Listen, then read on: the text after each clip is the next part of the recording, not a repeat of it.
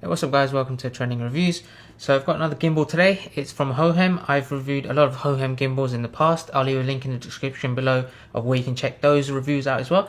Today this is the Hohem iSteady-Multi. It's called Multi because there's multiple uses for this gimbal. Now you can set this up with compact digital cameras, you can set it up with your smartphone and with action cameras like the GoPro.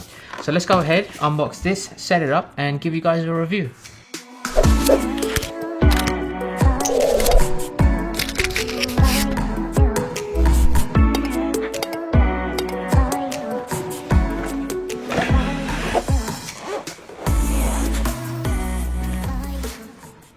Right, so we have the actual gimbal, we have a metallic tripod stand, there is another 1/4 inch screw there and a mount. So you have a smartphone mount as well that you can put on top of the gimbal. You also have a micro USB charging cable, a user guide with multiple languages. Then you also have a micro USB cable which is basically for Sony digital cameras, so if you wanted to connect it directly with the gimbal then this will work with Sony cameras, although the gimbal works perfectly fine for other camera models like Panasonic and Canon as well. So that's everything that comes in the package here. So this is a nice carry case, it's very convenient to take with you. Let me go ahead, set this up and give you guys a review. Okay, so quick disclaimer, I don't have a compact digital camera or an action camera like a GoPro, so I will be setting this up with my phone. I'm going to be putting this into the smartphone mount and put that on top of the gimbal. Now the functionality and all of the buttons on this gimbal is pretty much exactly the same as the Hohem iSteady Mobile Plus, so I did review that and I've covered all of the functionalities. But for those of you guys that maybe have missed that, let me quickly give you an overview of all of the buttons that come on the actual gimbal. Okay guys, so you have the joystick. You have the power on button there. If you just hold it down for a few seconds it will turn on. You have the mode button there. So as you can see there's a few dots next to each of the modes. The first one is the pan follow mode, which has a single dot. The second one, which is pan tilt follow, which has 2 dots. Now these dots basically represent the number of times you have to press the button to switch to that mode. So the third one, as you can see there's 3 dots. It's all locked. So if you want to lock all of the actual axes then you triple press that button and so forth. Then you have the wide and telephoto zoom button there, and then if you wanted to take a picture you press this button once. If you wanted to take a video you just hold down that video button there. On the left hand side you have another screw port there as well in case you wanted to attach something like a microphone or an external light.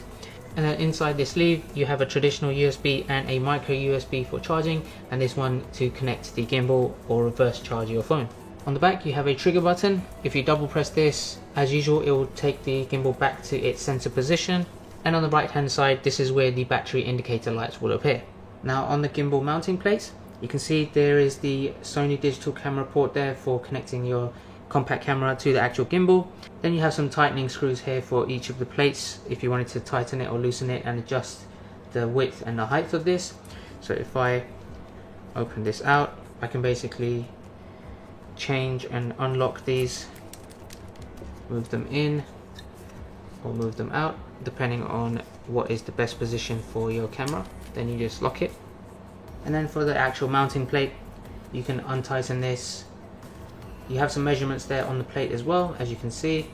So if you wanted to move this backwards or forwards, whichever would balance the gimbal a little bit more, you just do that accordingly and then you adjust it by tightening the screw. There you have it. And likewise for the height you do the same here, and then you can adjust the height like so. Now I'm going to mount my phone with the mount that comes with it, so I'm going to screw this onto the top. There we go. And the last thing I'm going to do is connect my phone to the mount like that, and we are pretty much ready to go. So just before I turn it on and start using it, a quick overview of the specs. The gimbal itself weighs 450 grams and it does have a max payload of 400 grams. So just check your digital cameras if you're going to use it for that and see if it's not heavier than 400 grams, otherwise you may have some mechanical problems with the gimbal. Now the battery life, it is 3600 milliamp hours, which gives you a massive 8 hours of usage, which I think is great. And because it's not USB-C charging, it will charge fully in about 3.5 hours. Now let's go ahead and turn this on. As you can see, it's just straightened itself out. Now as usual with pretty much all the gimbals, by default it's on the pan follow mode. Okay, so you just basically have to connect this with the Hohem Gimbal app. I have the app on my phone, so once you load up the app for the first time, you click on connect to device and it gives you the option of which device you've mounted on this. So you either select the phone, the camera, or the action cam like a GoPro, and it will display the functionality dependent on the actual device. So I've set it up on my phone, so I'll select that first option, and as you can see, it's connected. So I'm just panning there now. It's pretty smooth. Now it has all of the standard functionality that you're probably used to. You can change the filters, you can go to pro mode and change the brightness, the contrast, the EV values, whatever you want. You can also flip the camera to the selfie version. Then you can also switch to the panorama mode. This also have a sports tracking mode as well for fast movements. And then you also can use this for live streaming if you're gonna stream on Facebook or Instagram, for example. Now you can't do that directly from this app, so you'll have to come out and go into one of your social media apps that you are live streaming from. I get this question quite often when I'm reviewing gimbals.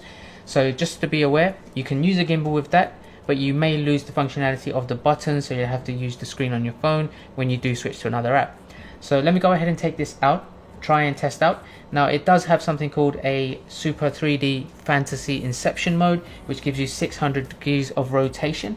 Now it doesn't work with my phone because I have a very large smartphone, but here's a short clip of it working with a smaller phone, and it will work perfectly with the compact digital cameras or the action cams.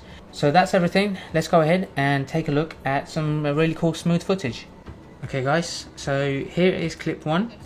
This one is basically just me walking, and this is on the default pan follow mode. So as you can see, it's pretty smooth. I'm quite happy with it. There's no real shakiness. It is quite a windy day as well, and that's not really affecting the smartphone when it's on the gimbal. It's not pushing it around. As we come around the corner here, you'll see the smooth turn. The tiniest bit of bounce, but it's relatively, and just a pan right and then pan left. Quick, smooth and fast transition there. Now moving on to clip 2. Just got the gimbal panning across the pond and moving forward. Here I'm running. As you can see, it's fairly stable and I'm quite happy with that progress. In this next clip, I did top-down shooting, so I turned the gimbal upwards and I had the phone very close to the floor, and I was getting close to these ducks and it was fairly smooth. You can't really tell that I'm walking or bouncing or anything like that. And if I pan slowly upwards and back downwards, and as you can see, it works really well, no shakiness. And as you can see with the joystick, I'm just panning left. It was fairly smooth and I'm not really seeing any stagger. In this next clip, I'm going to walk down these steps to see if there's any movement in that. As you can see, pretty solid. I'm quite happy with that. You can't really notice that I was going down steps and that I was going down quite fast. But again, I'm panning, I'm trying to do as many movements as I can. And on the other end of the scale, I'm now going to be walking up the stairs. So I'll pan downwards and I'm going to walk up fairly quickly. I'm going to do a quick run. There we go, fairly smooth, and I'm pretty happy. And I'm going to pan really fast to the right hand side. And that was very smooth. And running down the steps one more time, and you can't even tell that I was running down steps, which I think is brilliant.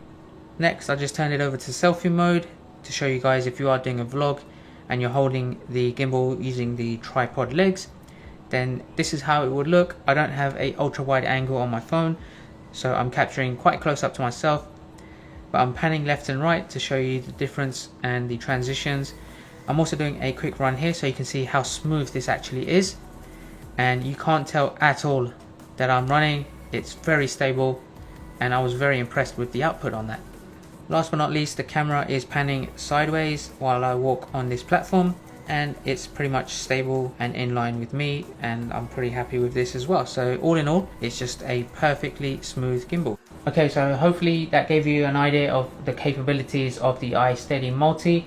Now if you are going to get this for your compact digital cameras, then just remember it does come with a Sony cable to attach it to the gimbal using the USB port, so that you can control the camera using the functionality of the gimbal directly with the buttons without having to pair it using Bluetooth. But if you just want to use it for your phone, as you saw with the footage, I'm very happy. It's so smooth and I can't complain, I can't find any faults with that. So that's about it, guys. Thanks for watching, and if there's anything else you want to know about this, as usual, drop a comment down below. I've got tons more gimbal reviews coming out in the near future, so make sure you hit that subscribe button so you're not going to miss those ones, and make sure you like this video, and I'll catch you guys next time. Take care.